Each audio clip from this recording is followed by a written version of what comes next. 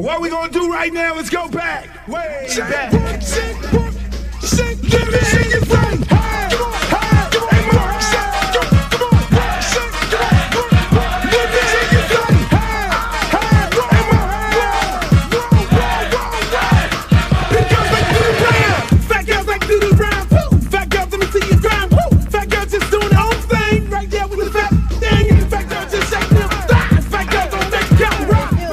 Baby. What's up? I thought you was gonna start hanging out with the big girls again. What is all this trash?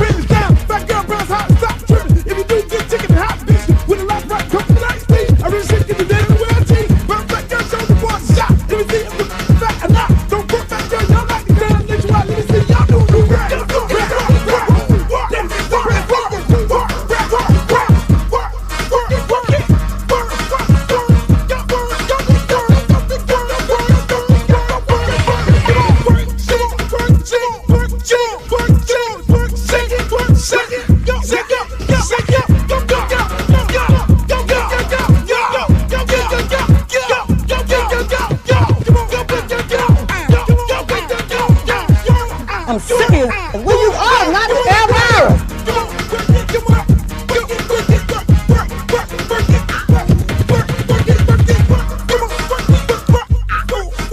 Oh, not the Britney Spears. Hey, how you doing?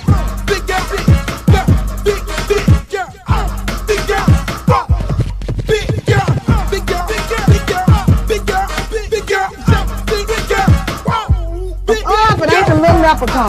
Girl, your wings is so up. You look a mess. All about the big girls. What about the big girls? Big girl, work it, work it, work. Big girl, work it, work it, work. Big girl, you done suck all the fat off your ass.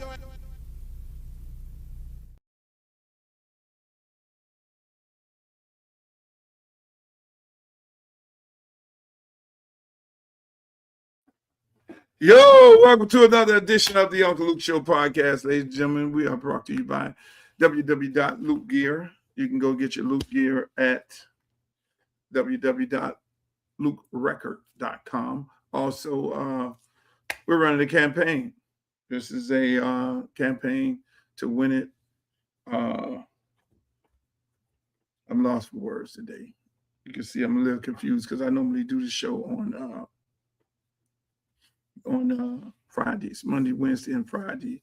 But this is a special edition of the Uncle Luke Show podcast because there have been some special things that have happened that came out of the Supreme Court.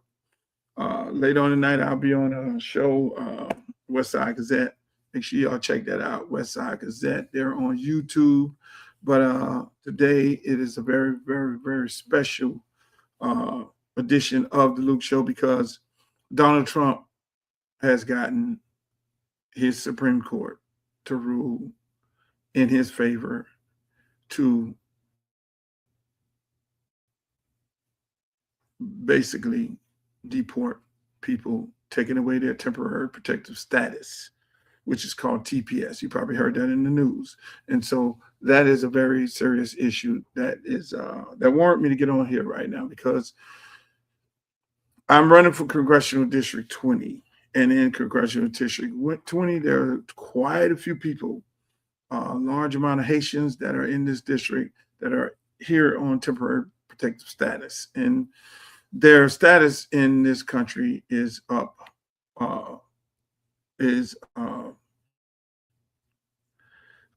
for revoke, put it that way. Supreme Court made this ruling today to take away these good folks' protective status. Now, there is a bill that went through the House that, bipartisan group of Democrats and Republicans passed a bill to extend the temporary protective status for immigrants in this country, to extend it 3 years. It has to go through the Senate, which will be on Tuesday. The Senate then has an option to vote on this particular bill, and that would then need to go to Donald Trump to sign off on. But he just got this big win today. So the likelihood of him signing off on this bill is slim to none. And even with that, I mean, he just had a big pissing match with Senate Republicans about supporting a homeowners bill, which would not allow any organization to own over 360 houses, which would, it's a big major developer bill. And as you know, the developers are heavily in the space of politics because these developers want to come in and develop, gentrify, put up over 360 units in any situation. So that, even though that was voted on bipartisan with the Senate and Congress, that has Trump had this big fight with that because some Republicans kind of pushed back on his war. They wanted to know what the hell is going on with the war. Nobody knows. And their constituents are getting antsy. Republicans know that there's a strong possibility that they're going to lose the midterm. And that is why they're working with Democrats. And Democrats are working with them so that they can get some things passed in this toxic environment. And so it's coming down the line, man. August is here and November will be here before you know it. These midterms are going to tell a whole lot. That's why because I'm running for Congress, hoping that you guys vote for me, hoping that you support this campaign, so we could bring the change into Washington that's so desperately needed, which is what it's all about. I mean, that's what I'm running for. I'm running on change. I'm not running to be the guy to go up in there and do business as usual. Right now, today, there's a lot of people in my district that don't know their faith. And I mainly blame it on the individuals who I'm running against. And I know some people might say, well, how could you blame it on them because it's a Donald Trump situation? No, they could have, when these are career politicians. I have the congresswoman who got expelled, who you would think the first Haitian elected congresswoman, you would think she would go in guns a-blazing, trying to protect the status of so many of her constituents that voted for her. You would think that. You would think that she would go and tackle the issue of temporary protective status and get it extended on day one of her getting in. Those people voted for her. They supported her. They voted for her in large numbers. That is how she became a congresswoman, the first Haitian congresswoman. And she let those people down, because we should not ever run up to a situation where there is a situation where people's status can be taken away. It's like the Civil Rights Voting Act. For the life of me, that it comes up every so many years that they can actually take our right to vote away. And so I don't understand why people don't attack these issues head on. Then on top of it, you have another congresswoman, Debbie, who in 2011 actually tried to sponsor, in my opinion, a ICE detention center, got it built in her district of Weston. So mind you, these two people are running for Congressional District 20, which a large part of this district is filled with people who are here on temporary status. I really don't understand this. I really don't understand this. How could you, like, these people just have no morals. And then you have the former mayor in this race, who's Jamaican, by the way. I'm half Jamaican, I'm half Bahamian. But he's Jamaican everything. Jamaican, don't care nothing about nobody but Jamaican people. That's fine. If that's what we cape for. But at the same time, there are some Jamaicans that are on temporary status. So you've been the mayor for all these years. You claim you got all these politicians who are endorsing you, and some of them are on temporary status. And nobody thought that this day would come. If you sat there and looked at the 2020 plan, the 2020 plan was about getting rid of immigrants out of this country. But yet and still, these people are running around trying to get the vote of the people the very people that they are supposed to be representing. It's called, I am your representative. I will do any and everything to protect your status in this country, to bring down the high cost of grocery, the high cost of gas, all these things that they have on their platform. But yet and still, they've done nothing to prevent these things. You have to put preventable measures in place. Are you with what they're doing? Or you're not? But yet and still, if there's a war overseas, everybody is voting like all outdoors, standing outside Congress, talking about funding these wars, but not protect the status of the very people that you're asking for their vote. And for the life of me, you have these pastors in this district. I'm not going to let y'all off the hook, because if you're in the back room meeting with this lady and doing all this, do you ask her this question? Do you ask these people this question? Do you ask them these questions? Well, so we have a large immigrant community right here. So in 2011, you spearheaded a campaign to build a ICE detention center in Weston, in the district that you lived in, because you wanted to put people in, deport people. Did you ask that question?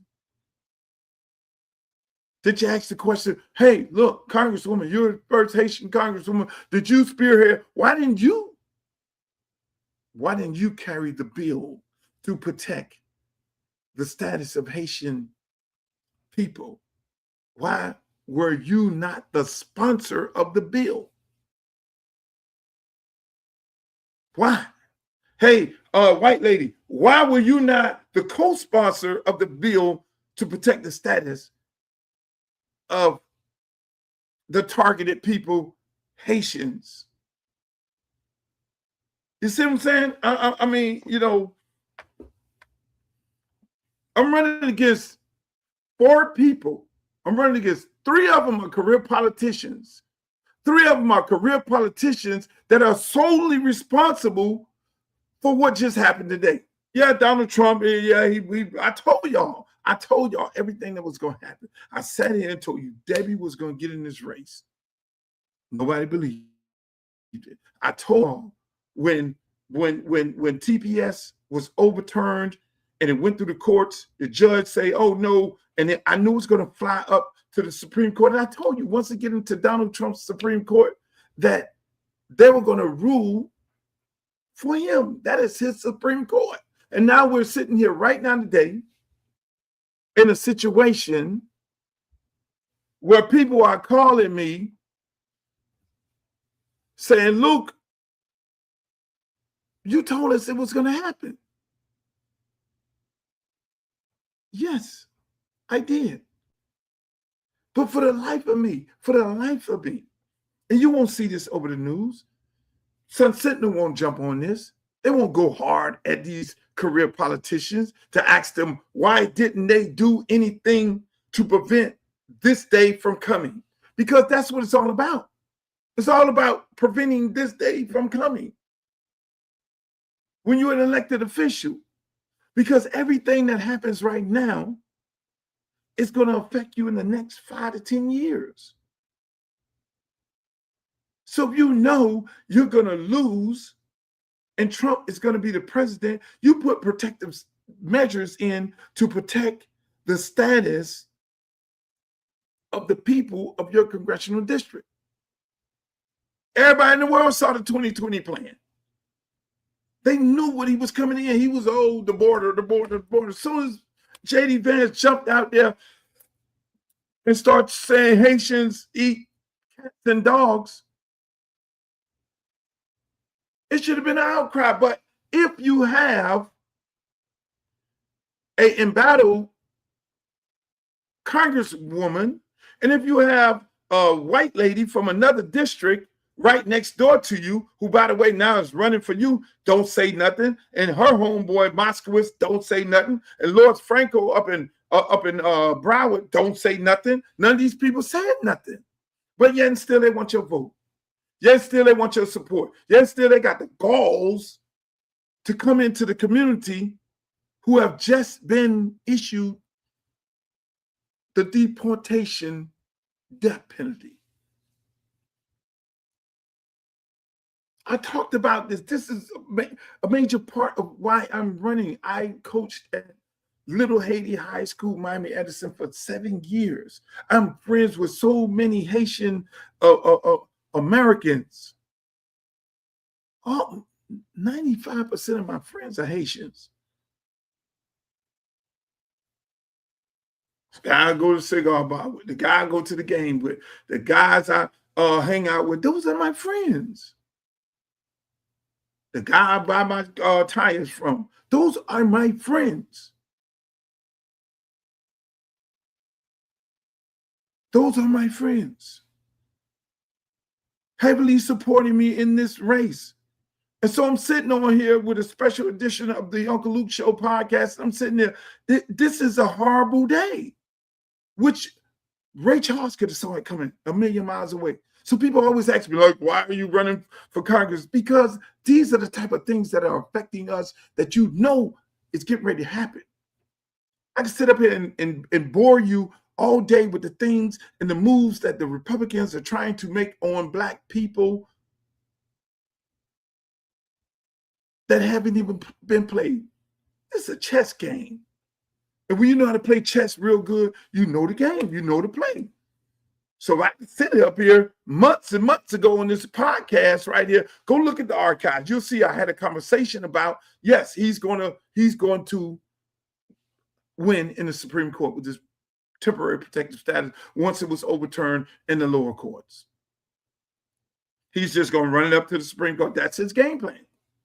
That's where he wins at. So here we sit here today with the Supreme Court ruling against immigrants, mainly Haitian Americans, Haitians and Syrians. He pointed out those people, and a large part of those people live in my district.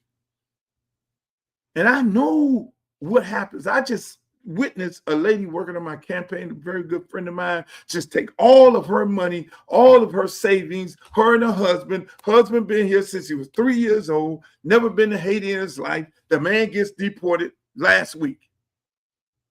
Dropped off in a country that he don't have no idea about, don't have no family members or nothing. She spent all of her money, her life savings on the damn lawyer. Her and him. Lawyer wiped him out. It's a big gambit.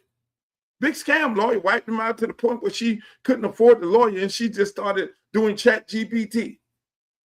Because she's a proud woman. She, Luke, I wouldn't ask you for no money and no help. You know, I'm just going down there, getting up in the morning, filing these papers and all these things like that. Live in the district. Live in the district. So this congresswoman gets into a meeting and say, Luke, you say this on your podcast. You say that people in the district are getting deported and nobody's there to protect them. You know, me as a congresswoman, and that's not true because people are getting deported in Lakeland. So that's okay. But that's not even true. Because that lady lives right off of 6th Street. They picked her husband up while they were bringing in groceries. That is what is getting ready to happen right now. Everybody's like, Luke, you got to talk to somebody because of the Senate on Tuesday. They can pass the bill to protect these people from temporary protective status. Yes, the Senate can pass a bill. Now you got to go and talk to some Republicans. I'm not in Congress. You have two people that are still sitting there claiming to be incumbents that ain't said one damn thing about it. Because you got one, Debbie, in 2011, sponsored an ICE facility in Weston to get built. Don't take my word for it. Look at her tweet. She was so excited. Look at her tweet. It took a congresswoman from Massachusetts to sponsor the bill that went through Congress right now to protect the status of these people. And not these people around here. And when you look at the good people, these good Haitian people, they don't bother nobody. They go about their business, they work hard, they don't bother nobody.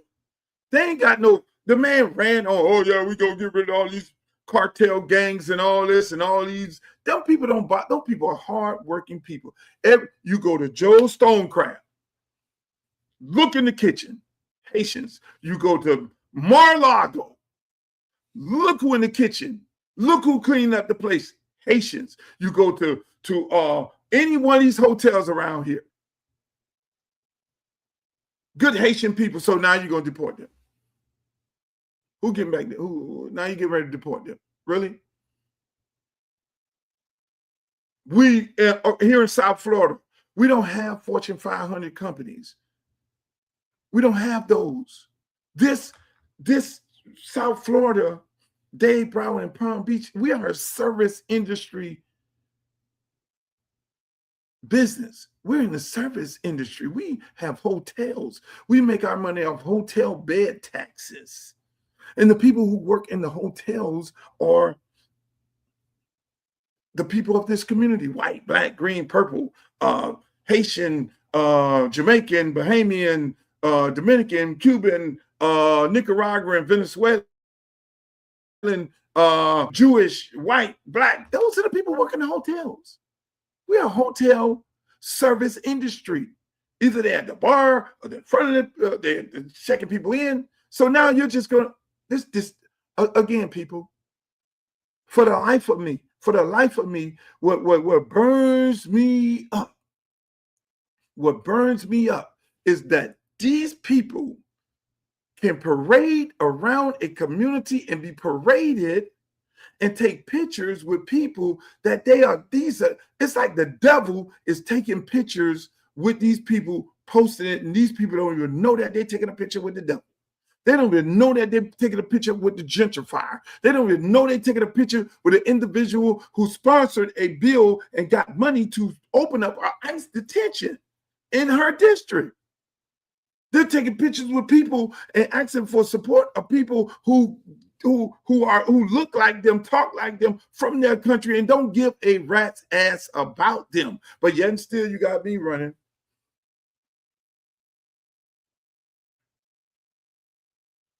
Oh, I'm the former mayor. You're the former mayor of what? You gentrified the neighborhood.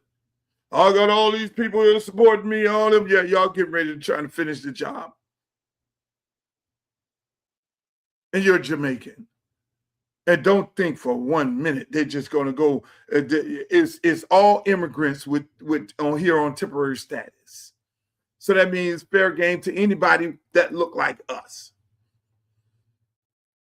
Fair game to anybody that look like us. When you go down to Chrome or wherever, Alcatraz or whatever, it ain't just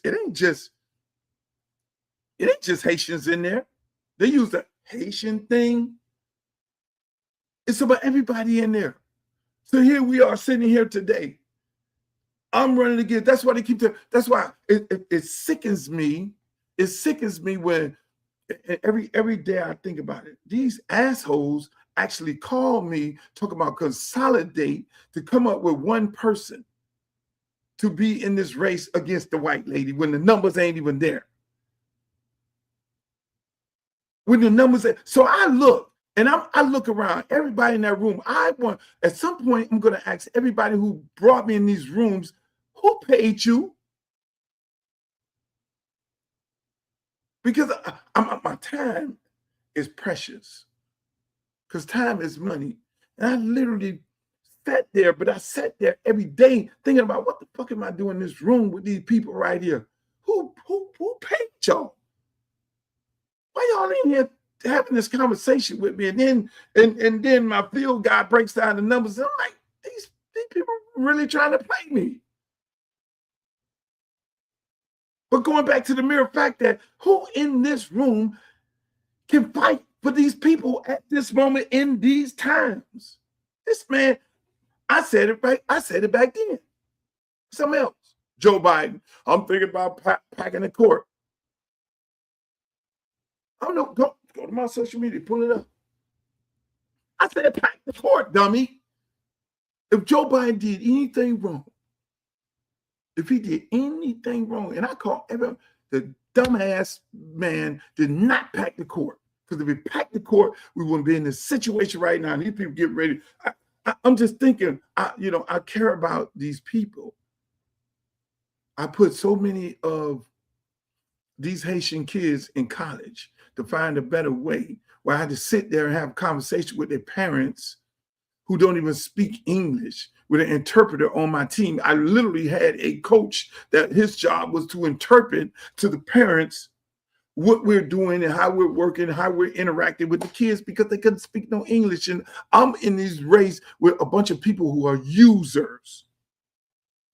Never did anything in their life for Haitian people or immigrants in this community. But yet and still, you bow some pastors, bow some community activists, and all of a sudden, because those people have trust in those people, that they're going to steer them in the right direction, but they're steering them into a slaughterhouse. They're steering these people into a slaughterhouse. So I go back to myself and I'll be like, they say, yeah, should consolidation, it's y'all against the one white woman. Man, it's me against all these politicians. I ain't never ran no shit show race like this. No, they should be consolidating. You got the Jamaican man, he was the damn mayor. He gentrified all of Broward County as the mayor, and he put a whole bunch of other gentrifiers in office. That's why he got a whole list of people on there who endorsed him, and every one of them people who endorsed him, their ass need to be replaced because they own some gentrifying shit. He could have prevented this, but he didn't care. He didn't care because he was too busy, in my opinion, greasing his pockets.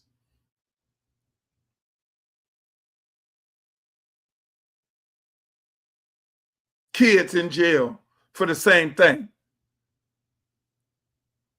Then you have the congresswoman who resigned, running in the race. For the life of me, still trying to figure out what's going on here. While you're still running, you need to be worrying about your personal business. You don't care about the people. She doesn't care about these Haitian people. You only care about yourself. You should be getting behind a candidate that you know that's going to do the right thing for these people, a candidate that has done the right thing for these people, but no, the ego is too fucking big. You have a federal indictment. The feds have a 90% conviction rate. Only thing you'll do is split the vote. Everybody, in my opinion, everybody ain't enough for the white lady. You have no way of winning. You didn't do nothing to protect these people's status. Your own people. People ask me, why are you running? Why are you? Because that's what I do. I go into bad situations, I fix it, and it comes out better than I found it. A lot better. Go to Miami, Edison, see how dirt football field, no irrigation system, is turf right now. A building that's dilapidated with rats and infested and all kind of shit in the building, it's remodeled with a state-of-the-art locker room. Go to a park where we're in rat-infested, one boxing gym, it's renovated, a 28-acre park. I put in the work. Same thing, put in the work to help them get the resources and overtime for $26 million. I put in the work.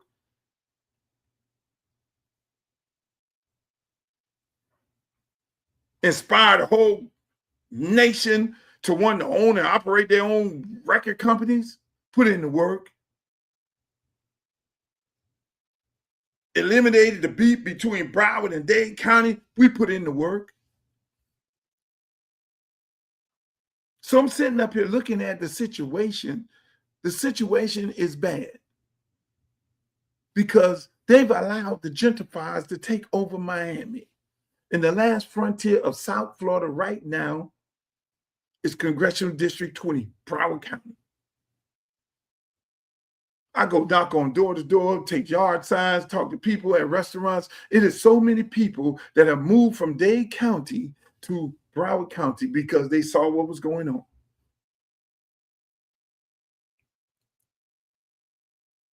And the good people of Broward County, they're there. They got business, they restaurants, clubs, bars, all that. It is vibrant. It works. In Miami, it's gone. All that is gone. People can't afford to live here. This is the whole play, people. They make it, and it ain't just Haitians, it ain't just blacks, it's all of us. When you see Elon Musk, Bezos, and all these trillionaires start moving into the city, and you can tell that Mayor Philip Levine told y'all what to play. We're making this shit like the Rivieras. Well, who the hell can afford to live in the Rivieras? So you might be sitting up there, white, Jewish, Hispanic. Oh, it ain't me. They going after the black people. No, they're not. They're going to put y'all ass in the kitchen as soon as they get rid of the Haitians. The cost of living goes up. It's no Fortune 500 companies here. What you got? Law firms?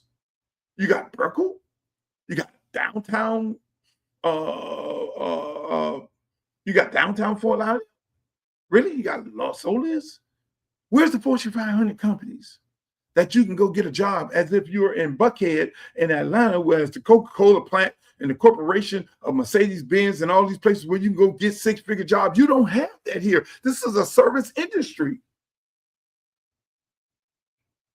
That's what you have here. Everybody's Amazon this and Target this.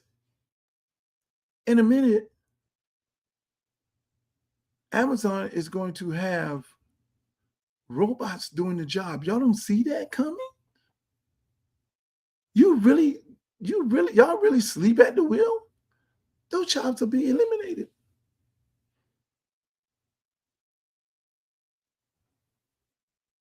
All eliminated. I went and had a conversation with the brothers at the port. And I'm talking about port expansion. I got 5 minutes, 10 minutes to talk. They give me an extra 10 minutes. I love the guys at the port. Thank you. Shouts out to 1526 Longshoremen for allowing me to come in there and speak. But I could have talked to them brothers all day because I had more to talk to them about. I wanted to tell them more about why they have double amount of passengers coming into Miami than they have Port Everglades.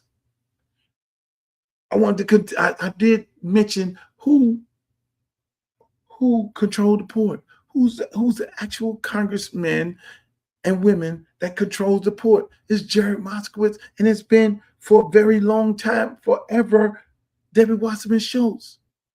And they never did nothing for those port workers.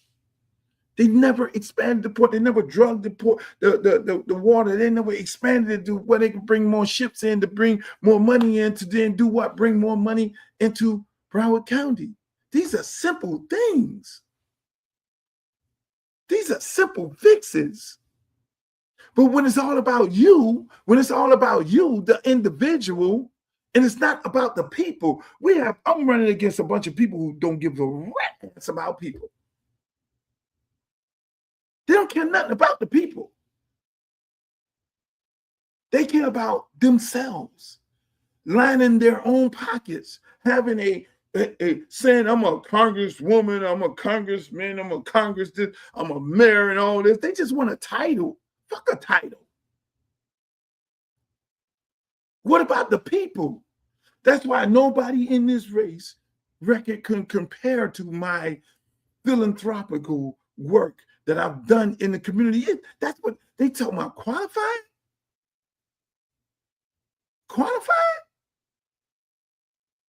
Qualifying, they should have on that simple ass application that you need to have done X amount of community hours and have done X amount of community service in order for you to be able to qualify to run. None of them people. You got the white woman, what she did. Came straight out of the University of Florida, went directly into politics. Never owned a company, never worked for nobody, straight into politics. So you're going to talk about job creation and small businesses? She can literally have a conversation with you about small business. Mind you, small business, and help a whole lot of people open up their small businesses and help a whole lot of people become multimillionaires. You're going to talk about, the kids at the school and helping them with trade schools and these different things of helping them become better people and helping them get jobs to go on and be great people in society. Even the ones who decide that they don't want to go to college. How could you talk about that when you never lived that life? Tons of kids went to college, finished college, got beautiful families. Them fucking people in this race, excuse my French, can't come nowhere near my resume. Nowhere near it. Because I'm the guy that got in a van every year for 18 years, driving down the highway with football players to get them an opportunity to get them looked at. No different than a trip to go to a college on a college tour. And 95% of them got a scholarship, whether it was Miles College, University of Miami, University of Alabama, or FAMU, Alabama A&M, Tuskegee. They got that. Who in this race done that? Dale? While I'm doing all that, they're trying to figure out how to get a job. They can't speak out on nothing. They can't speak out on nothing. You know why they can't speak out on nothing? You know why they can't stand 10 toes down? It's because they're a part of the establishment. I'm that girl on Hunger Games. I'm the lady on Hunger Games. I'm not a part of the establishment, boss. I ain't looking for no job. They can only say so much because they still need to be able to go lobby if they don't win. There's only one person going to win. So they can't say too many things. They can't do too many things. They can't really speak up and speak out for people because when they don't win, they need to be able to go lobby people who are in office to be able to put money in their pockets to continue the gentrification program of the people who are putting money into their campaign. That's how the game go, boss. That's why I'm the only one out there talking mad shit. Because I'm not taking no special interest group money. You can't pay me off. They ain't doing it in the music industry. And they ain't finna do it right now. What was I offered to be paid off? To be in the room with all the other ones in the room and all that? Hell yeah. I wasn't about to sell my soul because I know what that entailed. I wasn't about to sell my soul for this music industry. So when you see all the accolades and all the claim to fame and all the lifetime achievement awards and all the going to the Rock and Roll Hall of Fame, all the big tours and all that, no, that takes selling your soul. That's why Kanye West will sit up here right now once the expiration ran out, because it is an expiration date to everything, whether you're in the industry or not. Once your time runs up, they replace you with somebody else. And that somebody else they send through the same path that you went through. Go over there and screw these girls. Your status is going to be up because you screw them, your status go up, their status stay up.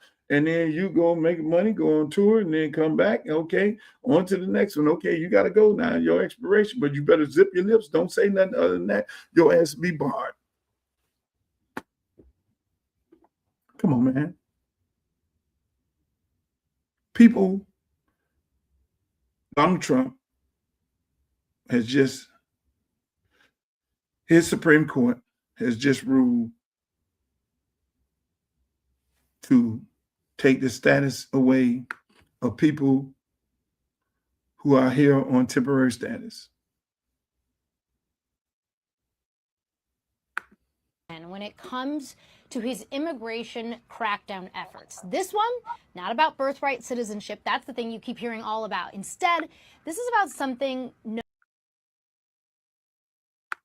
protected status. It's something that could affect hundreds of thousands of people. And maybe it hasn't garnered all of the headlines that you've seen over the last couple months, but it's huge and the implications could be significant. So the way the law works is it is a law that's passed in the 1990s. Congress set it up for people who are coming from war-torn countries. Think about the earthquake in Haiti, and so many people came over from that. And the idea was they were supposed to be able to enjoy some measure of protection under the law so that they could live here and work here without having to worry about being deported. The Trump administration decides they want to cancel that protected status for people coming from a number of different places, including Haiti and Syria. Immigrants' rights groups sued, and in the lower courts they won. But today the Supreme Court says no.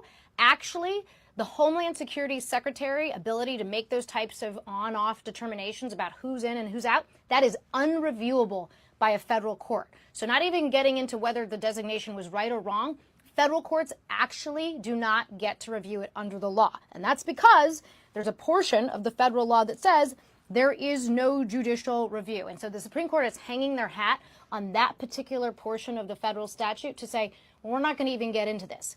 But they have to look at some of the things that the president has said, in particular about Haitian immigrants, because you've probably seen a number of derogatory statements that President Trump has made about Haitians over the years. The court doesn't want to touch those either. And instead they say, we don't need to get into whether this is racially motivated or not, this ability to cancel TPS.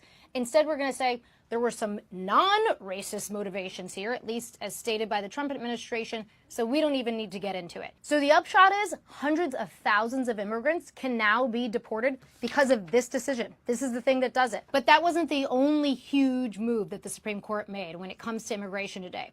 There's been this whole debate about what happens to people who are trying to claim asylum at the U.S.-Mexico border. Once they step on U.S. soil, it's clear under the law that they get to make an asylum claim if they satisfy a whole bunch of conditions. But what if they never step on U.S. soil? What if they're still actually on foreign soil? Well, today, in another big decision, the Supreme Court says if they have not yet stepped on U.S. soil, the Trump administration gets to turn them away at the border, meaning they have to go back to their home country, go back to Mexico. Again, a huge double whammy when it comes to the president's immigration efforts. And we're still waiting to see what the Supreme Court does with birthright citizenship.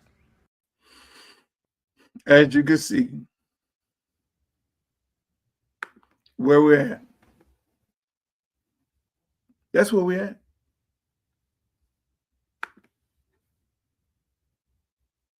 That's just happened today. And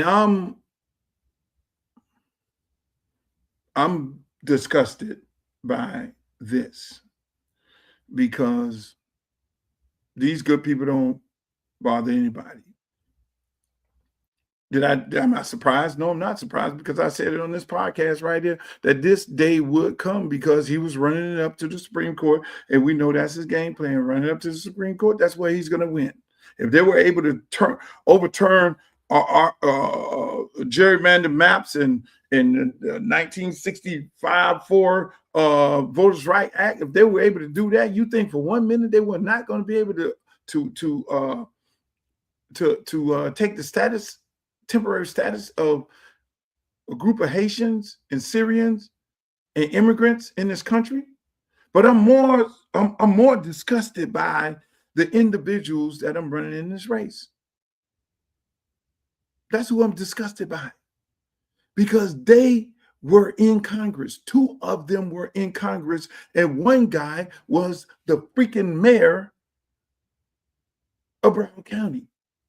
These are the career elected officials that know that these people are on the first thing of TPS, temporary protective status, temporary. So why not create bills to take the temporary off the status protective, off the temporary off,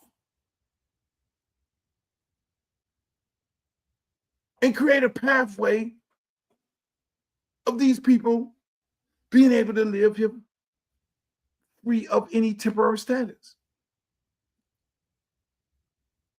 They did nothing. 3 of them. I'm running against 3 people. 3. The young guy ain't had nothing to do with it. He was no elected official. The 3 politicians, that's what they said. Oh, man, you need consolidate with them. They need to consolidate against me. Because if you really, really care about people, you would have done something. You had a lady that been in politics and been how many years Debbie been in politics? This lady was the head of the Democratic Party until Obama fired her. Let's keep it a buck. But now, I have all the experience. We need to hire experience of doing what? Experience of doing what? Experience of doing what?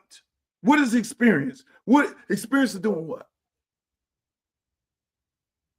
We got 3 elected officials I am running against right now, and people are losing their livelihoods. I go into this district and talk to families, little girls, smart, intelligent. They didn't decide to go to college. They don't have a clue as to how they're going to become ladies. They're high school graduates and they're just trying to figure out, because in the schoolhouse, there's no trades. They took them all out.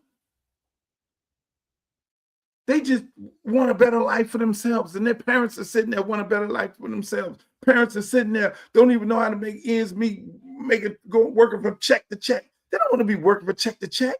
In this day and age, we're talking 2026, and these same career politicians who've been in office since God knows how long, they've been in office since 1992.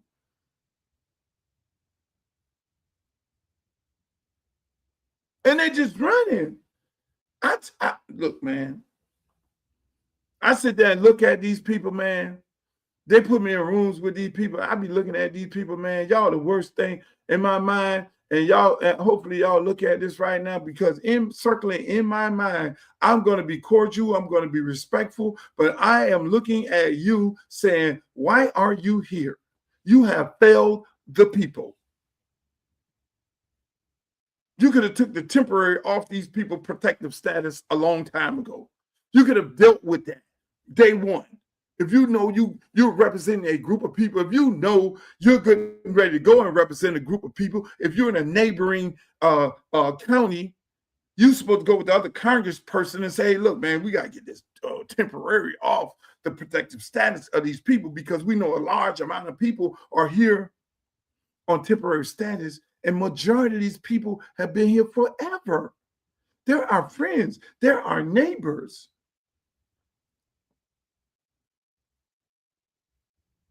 But they did nothing about it.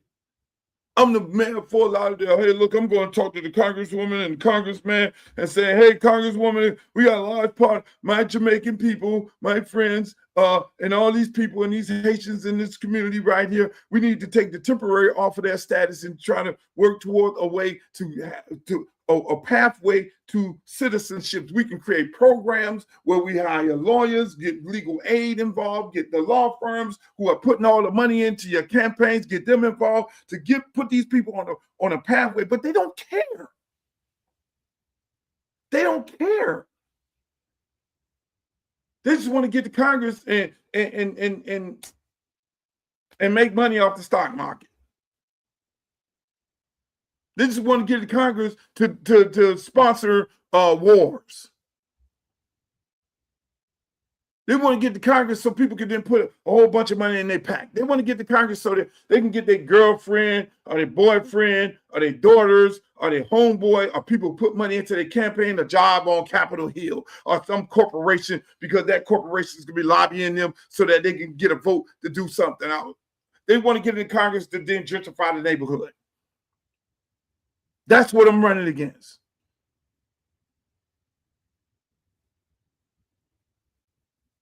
It's sickening, people. It's more than sickening. This is a very bad day. I lost a good friend of mine, Michael Hopkins, founding member of Liberty City Optimists. Lost another good friend, Coach Clark, who I met getting kids in college. He worked at Southern University, young guy. Coach Clark can't be 40 years old. Passed away in his sleep.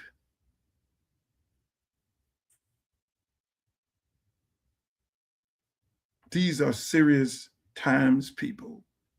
The number one unaliver is stress.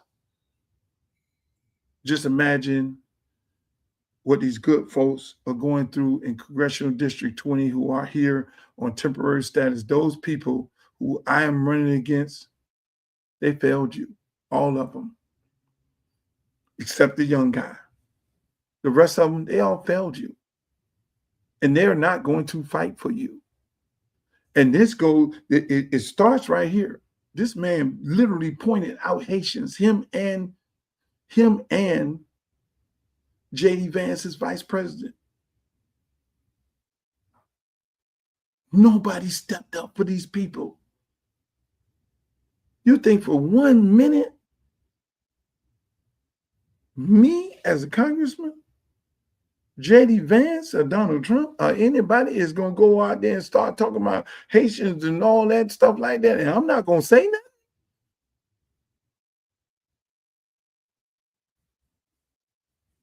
You got me fucked up.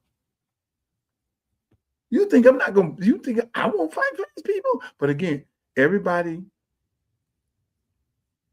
ain't in it for the people. Ladies and gentlemen, I got to go do another podcast, Westside Gazette. I want to thank you all for being here. We're going to continue to fight. I want you all to send your senators right now because the game ain't over. Send your senators around the country an email. Just shoot them an email. Tell them they have a big vote on Tuesday. That the Senate, if the Senate votes to pass the bill that was sent in through Congress to a lady from Boston. Shots out there, Congresswoman. Got it passed in a bipartisan way. It goes to the Senate. And we're asking these senators to vote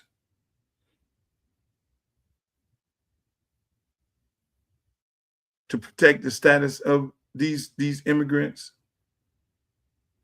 Please send that email into them, whether you're Democrat, Republican, or whatever you may be. Send it into your senator. Right now is a very important time. And we all could pray by Tuesday that it gets passed, but then we're going to have to deal with the orange man because he has to sign it into law. And the likelihood of him doing it, if a lot of senators pass this bill, if a lot of senators sign on to it, it will kind of force him to then make a decision. And if I got to get on the phone and find the orange man through some of the people I know, trust me, I'll be the one putting in the phone call. But you would think 2 sitting Congress women in this race can't get on the phone and call this man. Can't get on the phone and call this man. Can't get on the phone and call Donald Trump. Can't get on the phone and call up senators. But right now they'll look at this broadcast and say, oh, I'm getting on the phone and call some people. Or if the Senate passes, they're going to then try to take credit for it, which they ain't take credit for shit because they shouldn't. It shouldn't be in the, we should not, these people should not be in the situation right now. That's my show, ladies and gentlemen. I love y'all. Peace. See you tomorrow. The next great congressman from the state of Florida, and his name will be Luther Campbell. I'm civil rights attorney Ben Crump, often referred to as Black America's Attorney General. I grew up in Fort Lauderdale, Florida, went to high school at South Plantation High School. My dad still lives in Parkway.